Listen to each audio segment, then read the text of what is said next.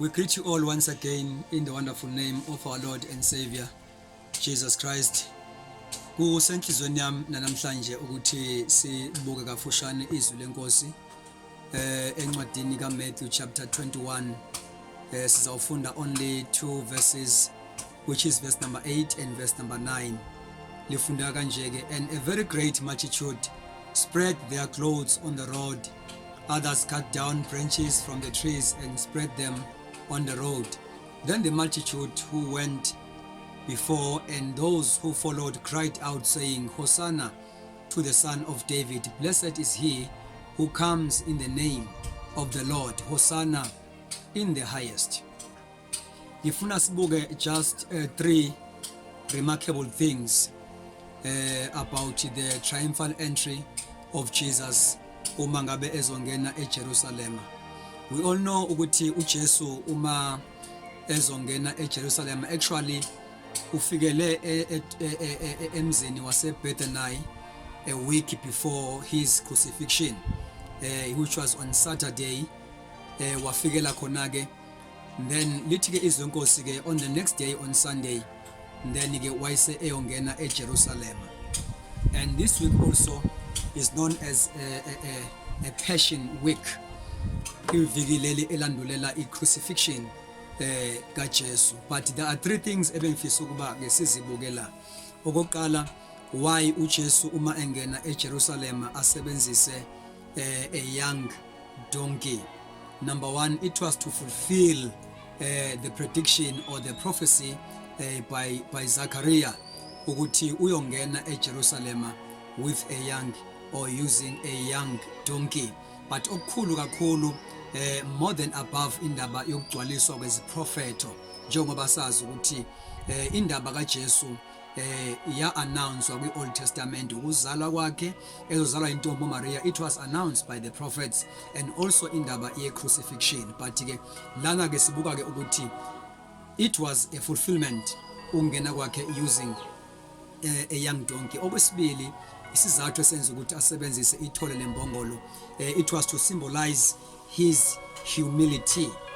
Lapha encwadini kaMark chapter 10 verse 42 up to verse 45 uyafundisa uJesu uthi makukhona umuntu ofuna ukuba mkhulu akabe isikhonzi sabo bonke.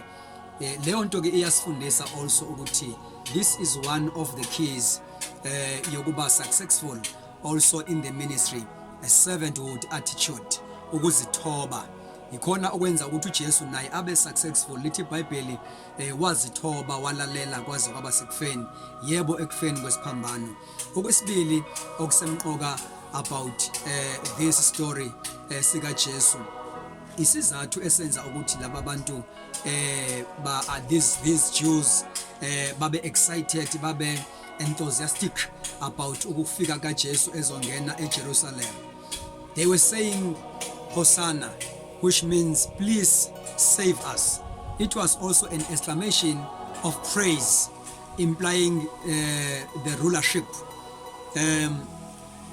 Why they were shouting these words, which is, it is because the Jews were expecting the Messiah to come as a great king to save them or to restore the kingdom of Israel. Bambuze kanjalo uJesu ku chapter 1 kwincwadi yezenzo uverse number 6, uma ngabe esenyuka esekhaya after ebathembisile ukuthi uzobathumelela umoya engcwele ukuba azobanikeza amandla to become witnesses. Uthi bathi ke uzawubuyisana nini umbuso kwaIsrael? Now ke that was their expectation, and the crowd looked upon Jesus as a ruler who could deliver them also politically from the political bondage ekubusweni ngamaRoma, njengoba indaba siyazi ukuthi uJesu ufike ngesikhathi la khona amaRoma ebusa. So ke bafike babe naleyo nto ke ukuthi they were expecting ukuthi uJesu abakhulule from this political bondage embusweni wamaRoma. Unfortunately uJesu did not live up to their expectation. This was one of the reasons why uJesu bambethela esiphambanweni. It is because uJesu akazange akwenze lokho ababe expecting. Now kukhona ke esikufundayo la, and also la kuthiwa uJesu while they were shouting and praising him engena eJerusalem, on the other side a painful thing lithi iBhayibheli uJesu he was weeping, he was crying.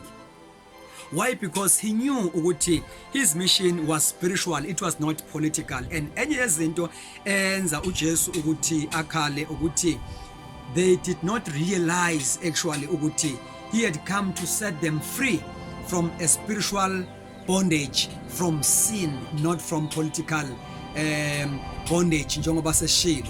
Now wakhala ke uJesu, and as ukuthi at the end of the day they will reject him, they will reject the very peace that they need. But esikubongayo ukuthi uJesu akazange adivert because of expectation yabantu. Kubalekile ukuthi uma uNkulunkulu ekunikeze a special assignment ungajikwa ngabantu endleleni.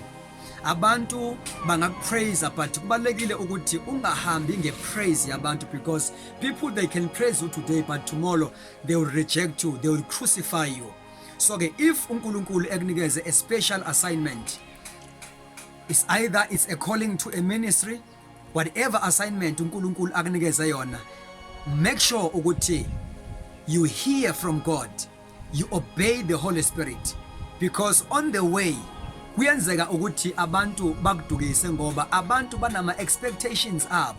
Noma ngabe ungumfundisi, uma ukhonza abantu banama expectations abo. So kubalekile ukuthi whenever uNkulunkulu ekubizile, whenever uNkulunkulu ekunikeze something and as a mandate or as a ministry, if focus yakho ibe sekuthenini you want to please the one who has called you. uJesu ke iyona nto eyamenza ukuthi enze umsebenzi awuthunyelwe uNkulunkulu kuze kufike ekugcineni. Uthi kwenye indawo intando yami ukudla engikudlayo ukwenza intando yongithubileyo. Engathi uNkulunkulu benganibusisa ngalamazwi sifunde kuJesu ukuthi in as much as they were praising him, in as much as they were expecting ababe expectile kuJesu, uma uJesu efika wastika kuloko akuzele ukuthi uzele ukuzosindisa abantu ezoneni. May the Lord bless us, and may the Lord help us to focus on our calling njengabazalwane up until nathi sifike la khona sisho njengoPaul ukuthi sikulwile ukulwa okuhle, sigcinile ukukholwa. God bless you lapha ekhaya. uNkulunkulu ak encourage ngalamazwi amafishane in Jesus mighty name. Amen.